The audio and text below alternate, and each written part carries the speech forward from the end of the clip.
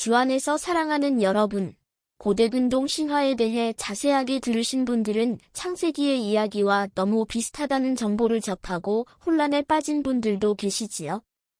창세기의 이야기가 알고 보니 고대근동의 신화나 홍수 이야기를 표절한 것이라는 얘기도 들으신 적이 있으시죠? 오늘은 그 이야기를 잠깐 나누어 보도록 하겠습니다.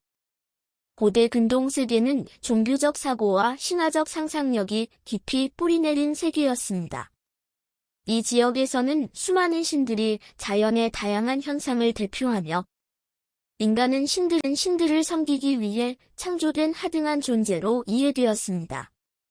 바로 이러한 배경 속에서 모세오경, 특히 창세기는 단순히 하나의 종교적 문헌을 넘어 고대 세계관을 혁명적으로 재해석하고 변혁하는 하나님의 거룩한 진리 선언으로 등장하게 됩니다. 모세는 이집트 왕궁에서 왕자 교육을 받으며 고대 근동의 다양한 신화적 전승과 세계관에 익숙해졌습니다. 이집트는 당대 최고의 문화적 중심지였으며 수메르 아카드 바빌론 아시리아 문명권과 활발히 교류하였습니다. 모세는 당시 유포되어 있던 고대 바빌로니아 창조 신화인 에누마 엘리쉬나, 홍수 이야기를 담은 길가메시 서사시 등에도 상당히 정통했을 것으로 학자들은 평가합니다. 수메르 신화는 주전 3000년 전에 이미 기록되었고, 모세는 그로부터 1500년 후의 사람이라는 점도 기억하세요. 그러나 모세는 단순히 기존의 고대 근동 신화나 세계관을 답습하거나 수용하지 않았습니다. 시내산에서 살아계신 여호와 하나님을 직접 만나고 초월적 계시를 통해 기존 고대 세계의 다신론적 우주관을 철저히 비판하고 여호와 한 분만을 참되고 유일하신 창조주로 선포하는 새로운 신학적 세계관을 세우게 됩니다. 창세기에는 고대 근동 신화들과 일정 부분 구조적 유사성이 보입니다. 예를 들어 창조와 홍수에 대한 이야기 구조, 방주의 존재, 물로 덮인 혼돈의 세계에서 새로운 질서가 세워진다는 점 등은 길가메시 서사시, 아트라하시스 서사시 등과 유사해 보입니다. 길가메시 서사시에서는 신들이 인간들의 소음에 괴로워하여 대홍수를 일으키고 레아 신의 도움으로 우트나피슈팀이 살아남습니다. 그러나 그 메시지와 신학적 본질은 철저히 다릅니다.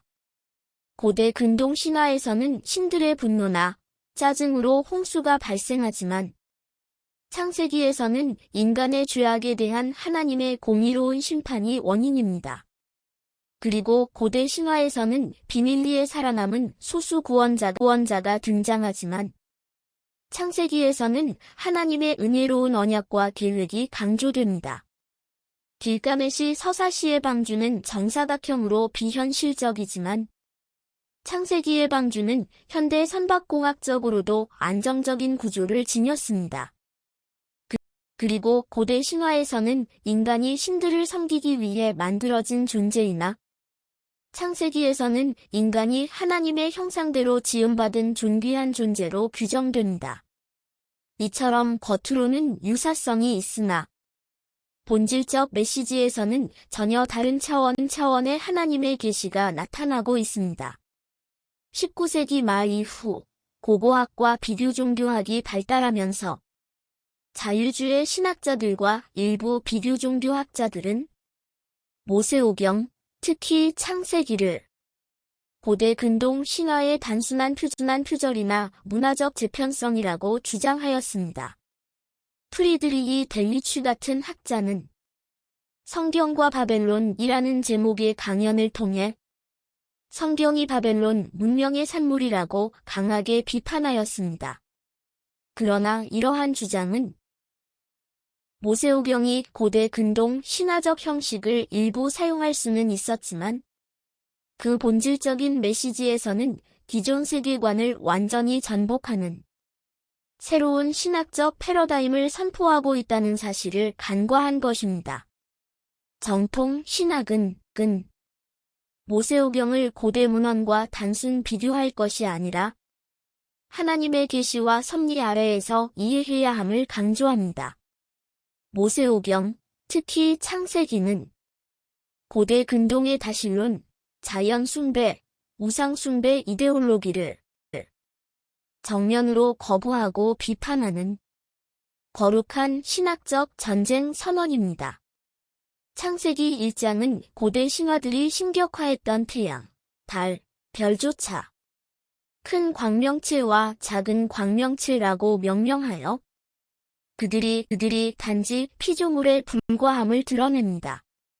또한 바다와 혼돈을 하나님께서 창조의 과정에서 다스리시고 제압하시는 대상으로 묘사함으로써 고대 세계가 두려워하던 혼돈의 신화를 무력화합니다. 이처럼 모세오경은 고대 근동의 형식적 요소를 전략적으로 수용하면서도 야와 하나님의 유일성과 절대적 주권을 철저히 선포하는 전혀 다른 메시지를 담고 있습니다. 결국 모세오경은 고대 세계관을 근본적으로 비판하고 초월하는 하나님의 거룩한 진리의 책이며 모든 우상 숭배에 대한 거룩한 전쟁을 선포하는 책인 것입니다. 따라서 모세오경은 모세가 전해준 전승에 기초하여 바벨론 포로기를 지낸 후에 유대인 역사가들이 최종 편집한 책입니다.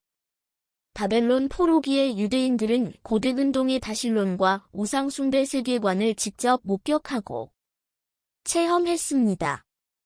그래서 모세의 구전 전승을 더욱 구체화하고 야와 하나님의 유일신론적 관점에서 재정리할 필요를 느꼈을 것입니다. 하나님의 계시는 이러한 모든 전승 수집과 편집 과정에 성령께서 개입하시고 역사하신 것으로 오늘날 우리가 읽고 있는 모세오경이 살아계신 하나님의 말씀이 되는 것입니다. 종합하면 모세오경은 고대 근동 문화와 신화적 형식을 부분적으로 차용하였지만 그 본질은 고대 세계관을 전복시키는 야와 하나님 중심의 유일신 신학을 선포하는 데 있습니다.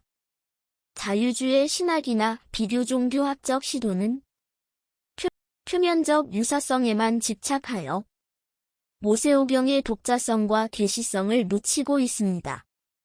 모세오경은 고대 근동의 우상 숭배 이데올로기에 대해 하나님의 거룩한 전쟁을 선포하며 오늘날 우리에게도 유일하신 창조주 야훼를 경외하라는 영원하고 변함없는 메시지를 전하고 있는 것입니다.